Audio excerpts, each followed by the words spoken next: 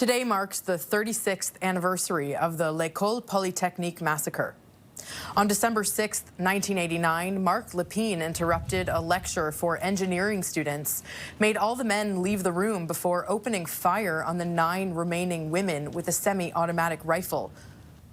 He continued his attack in the halls, killing a total of 14 women and injuring 13 others. With me now to discuss is Heidi Rathjen. She is a survivor of the 1989 shooting and is a coordinator of the gun control advocacy group Poly Remembers. Thank you for joining us this morning.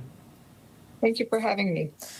Firstly, I'm so sorry for what you went through. I want to start by asking, what are your thoughts? What are the thoughts going through your mind today, 36 years after this horrific incident took place?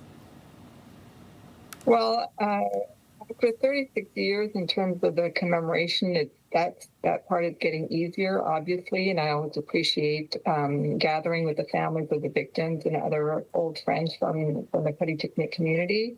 But in terms of what's important to do, in addition to remembering action to prevent further similar tragedies, this is a difficult anniversary because we're looking at a situation where, despite the fact that we won a whole bunch of measures and commitments from the Liberal government through under Trudeau, but also through in the last election with Mark Carney, there's no change on the ground. There's still no concrete progress.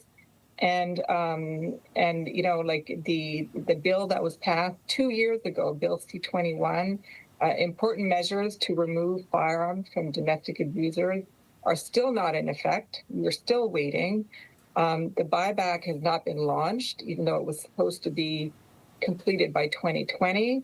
And there's still no complete ban on assault weapons on the eve of the buyback. We do think it's going to be launched soon. On assault weapons, so you could still have legal access to the SKS, and that means that the buyback will be not effective. It won't meet its public safety objectives, and it'll be a waste of money if gun owners can take the money from that they get to compensate to bring in their assault weapon and turn around and buy a new assault weapon. And I think one of the big losses that we learned about 2 days ago is when the government announced its modest procedural progress. I mean, there has been movement now, but they seem to have abandoned their repeated promise, including in the last election, to ban modifiable magazines, which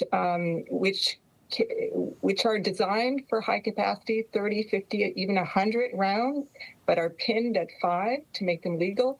But people could take out the pin very easily, which many mass shooters in Canada in recent years have done. So all in all, it doesn't look good. It's very frustrating that year after year we get promises and consultations and even adoption of laws, but nothing changes on the ground.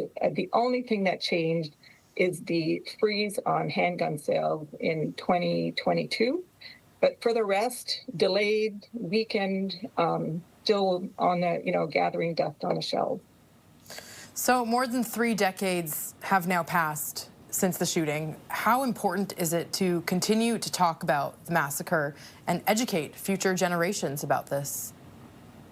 Well, I think the anniversary is very important. It's become a symbol about the need to fight against domestic violence. And we know the statistics. There's still too many women and girls that get killed through intimate partner violence.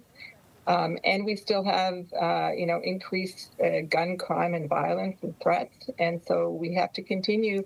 I mean, it's important to remember the victims because the point is to prevent further victims, and that's the best thing we can do in the memory when we commemorate the 14 women that were killed with a legal gun because they were women studying in engineering. The best thing we can do to commemorate their memory is to work to make sure that this kind of violence, this kind of hatred doesn't continue. Heidi, thank you for your time and for your important work That is Heidi Rathjen, survivor of the Ecole Polytechnique shooting and the coordinator of the gun control advocacy group Poly Remembers.